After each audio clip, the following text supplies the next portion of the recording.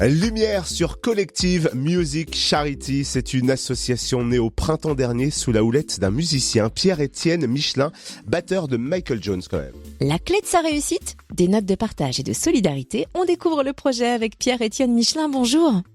Bonjour. D'où est parti ce projet et comment d'ailleurs s'est-il ensuite transformé en association ?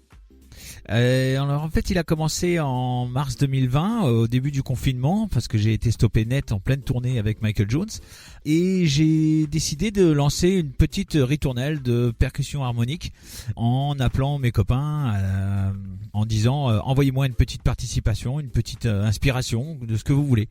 Et j'en ai reçu des dizaines le lendemain dans ma boîte mail, c'était plein. Donc j'ai commencé à monter. Moi je pensais que ce serait une espèce de petit bœuf digital, que ça évoluerait comme ça au fil des propositions. Et en fait je me suis rendu compte que je pouvais en faire une véritable chanson.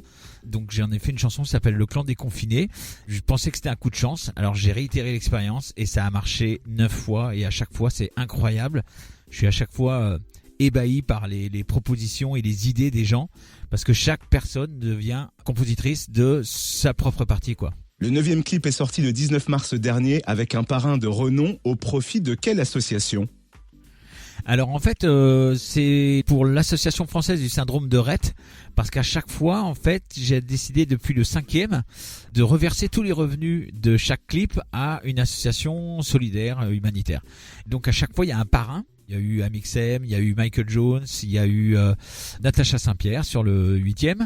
Et là, c'est avec Jean-Marc Généreux, ce qui nous a donné l'idée d'intégrer des danseurs. Donc maintenant, il y a non seulement des musiciens du monde entier et maintenant aussi des danseurs et des danseuses du monde entier. Et ça donne un truc très joli. Il y a même des habitants de chez nous, de Bourgogne-Franche-Comté. Du coup, on se dit nous aussi, on peut participer. Comment ? Absolument. En fait, c'est vraiment ouvert à tous, de partout où on se trouve. Il suffit de s'inscrire sur le site collectivemusiccharity.com et je vais lancer une invitation probablement fin avril, début mai pour le 10e clip. Il y a une ritournelle de basse qui est lancée et ensuite on participe absolument comme on veut. Tout comme Laurent Vernet qui est dans le 71, qui est musicien amateur avec son fils aussi. Et il y a aussi Pierre-Yves Roupin qui est de Dijon. Et alors lui, il a toujours des idées incroyables. Une fois, il m'a envoyé un orgue de barbarie avec lequel il s'est filmé dans la rue. Enfin voilà, il y a plein de petites idées, même si on n'est pas forcément de musicien.